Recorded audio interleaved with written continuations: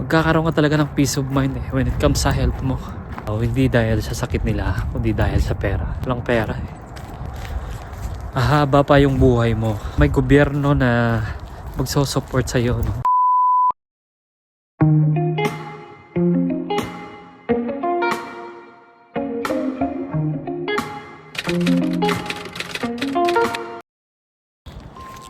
Ay, Longo in Canada again. Ang tagal kong hindi nakagawa ng ganitong vlog. So update ko lang, no, yung ginawa kong vlog na all about Canada. Yung dalawang vlog na yon ay isa sa pinaka maraming views or isa sa pinakamalaking views na meron ako sa Facebook. So ang dami pala talagang taong gustong ma-interest or manood ng mga ganung vlog. So eto na, nagpapatuloy na natin yung vlog natin. So ngayon 8:30 ng gabi, as usual, no, ito yung routine ko, day off at nakatapos lang kumain. So tignan nyo, actually kakaulan lang kanina, tapos eto, medyo lumabas yung araw. So nag-aalala ko kanina kung makaka-vlog ba ako ng ganito. Hindi, kasi umuulan, pero good thing na humupa yung ulan. At makikita nyo sa paligid, no, ang aliwalas, ang makulay na yung paligid, no, kasi tumutubo na lahat ng mga puno kasi umuulan palagi, nabimidyagan sila. At eto, ang gaganda ng mga puno ngayon. Tignan nyo, gaganda ng mga puno, tumutubo na yung mga grass. At yun, grabe, ganda na. So as usual, kwentuhang Canada na naman tayo. So update ko naman kayo sa mga all about Canada, mga pangyayari dito sa Canada. Ang yayabong na ng mga puno, grabe, kasi umuulan halos araw-araw. Tignan nyo, ang gaganda na. Wow, napaka-green na ng paligid. Ayos. Wow, ang gaganda na. Alam nyo, kalbo ito noon eh. Ngayon, grabe. Ang ganda. Wow. Maraming dami ng bulaklak. Gaganda na. Tingnan nyo yung mga tulips. Nasa bakuran lang nila tinatanim.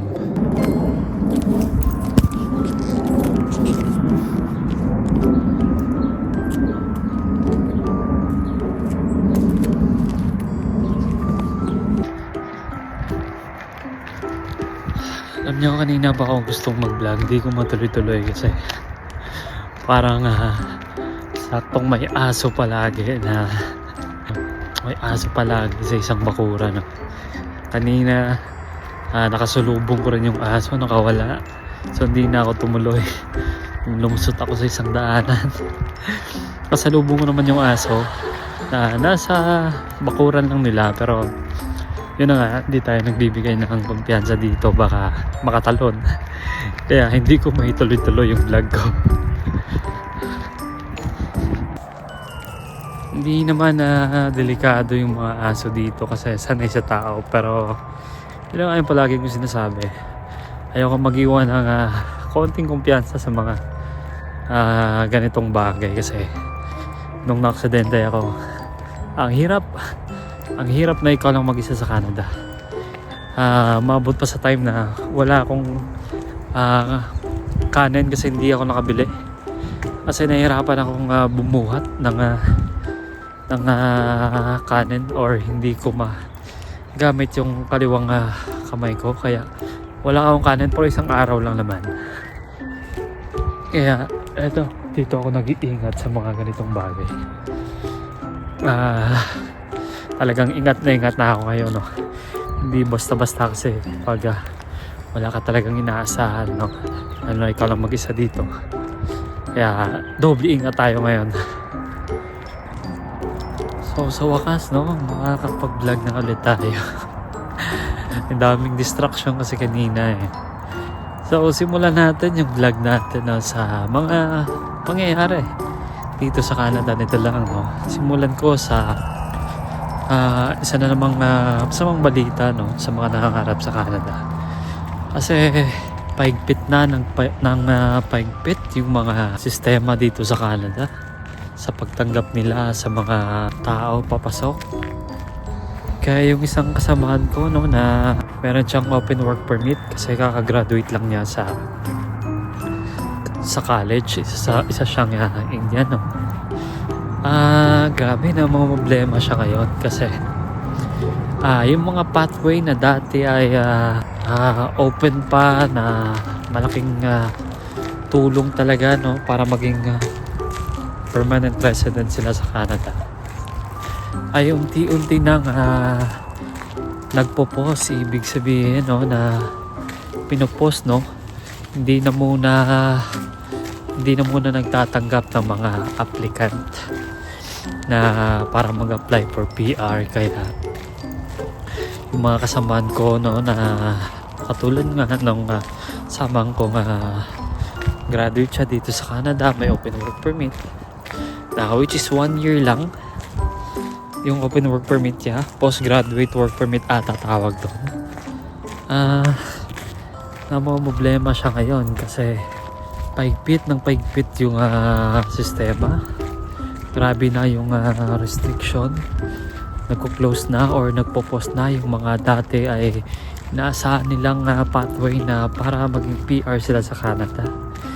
Kaya grabe na problema talaga ngayon. Na kasi may nahabol siyang oras. 1 year lang kasi yung work permit niya at parang problema siya no kung anong option na dapat niyang gawin no.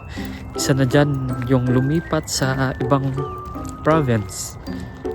Pero yun nga, hindi rin basta-basta kasi pag lumipat ka, ang dami mong adjustment na gagawin at hindi rin 100% na garantiya na doon ka makakakuha ng pathway para maging PR dito sa Canada. Kaya grabe, napaka-risky talaga. Kaya hindi basta-basta yung buhay din dito sa Canada ng mga student no. Nasa especially no ngayon yung Canada ay grabe na yung restriction nila no. Nililimit na lahat ng papasok dito sa Canada.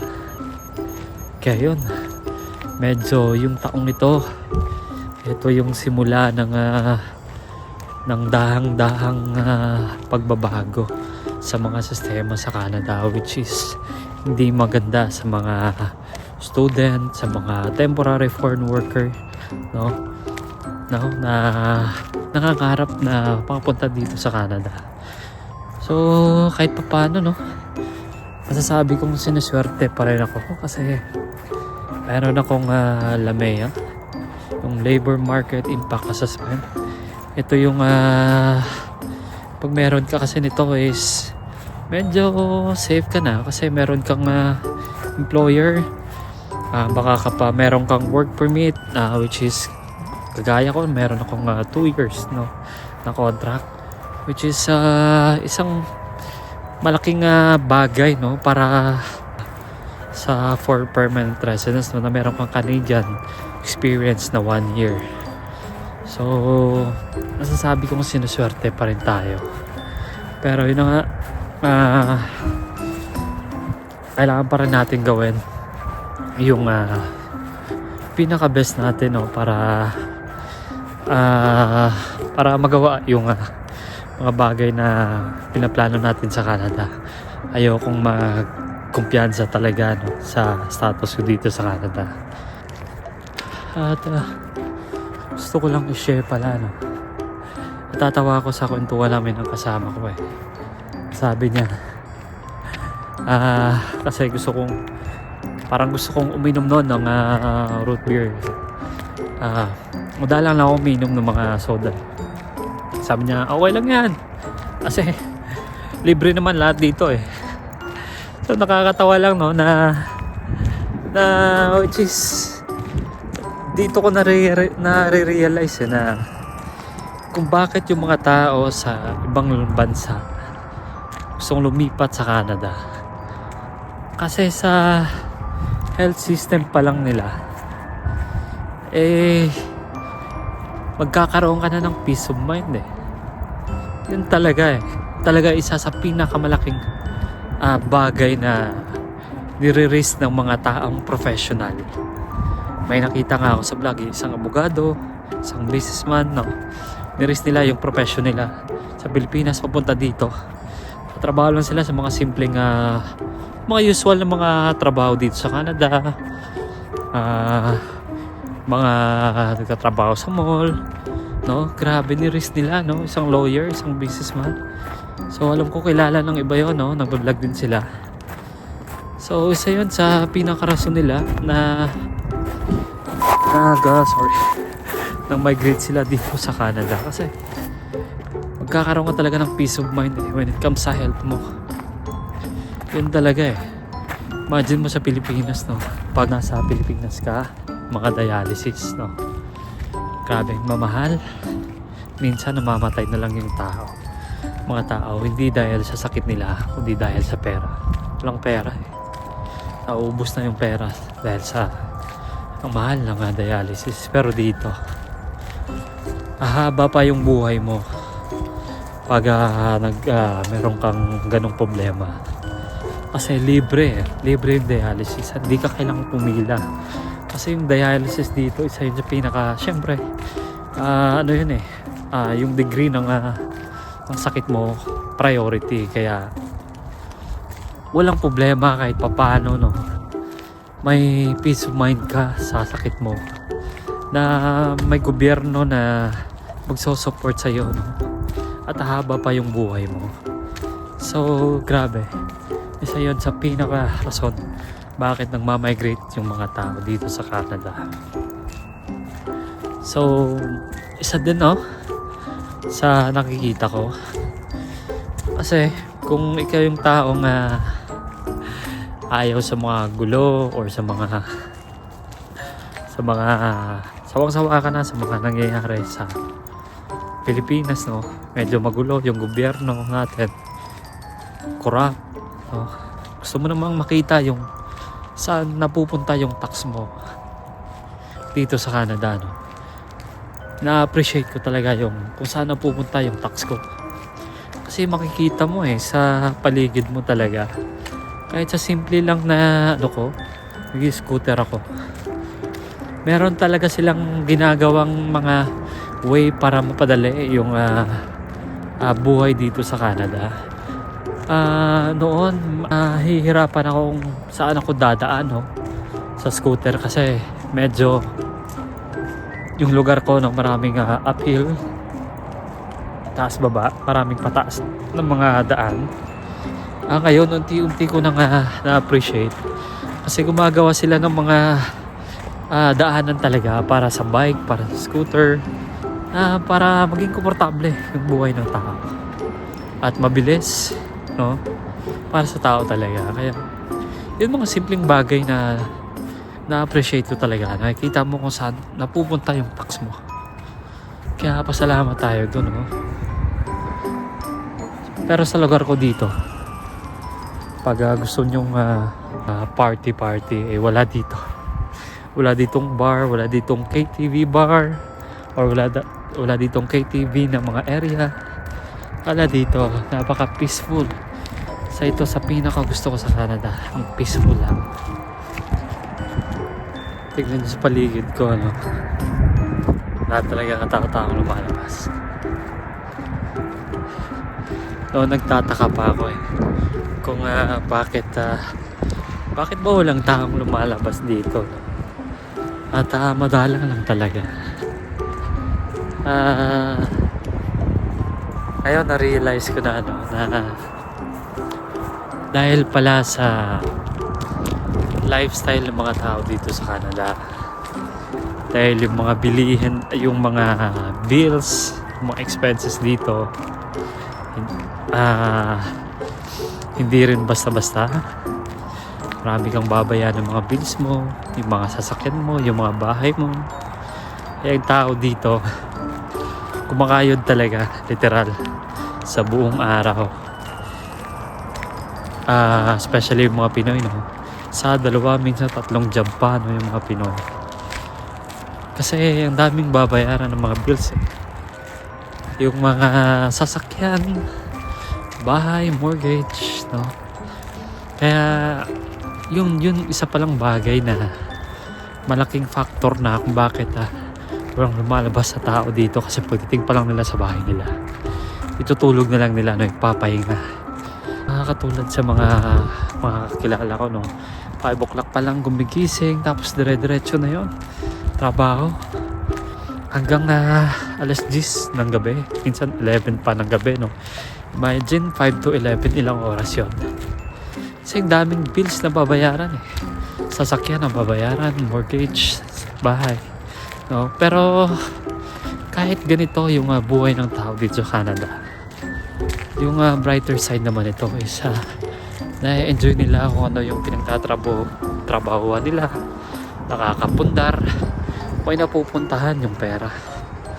Compare sa Pilipinas, no, grabe, kahit anong kayod mo, as in talagang hindi ka makakapundar. Hirap na hirap ka pa sa mga bayarin mo, no, kahit anong kayod mo. Halos wala kami may pundar. Sakto lang sa pagkain mo araw-araw at sa mga baon ng mga anak mo, doon lang napupunta. Dito kumakayod yung mga Pinoy, 2-3 job, pero nakakapundar sila, nakakapagdala ng pera sa Pilipinas, no. Daming napupuntahan na yung pera nila sa mga importanteng bagay. Kaya yun na nga, mas gugustuhin ko pang ganito yung sitwasyon, no, na kakayod ka ng grabe, at least may napupuntahan yung pera mo, nakakapundar ka, nagagawa mo yung mga plano mo. So yun yung mga advantages, no, at disadvantages dito sa Canada. So hanggang dito lang yung vlog natin sa ngayon. Ulit. Salamat sa lahat ng sumusuporta. This is Longgoing Canada again. Thank you. God bless.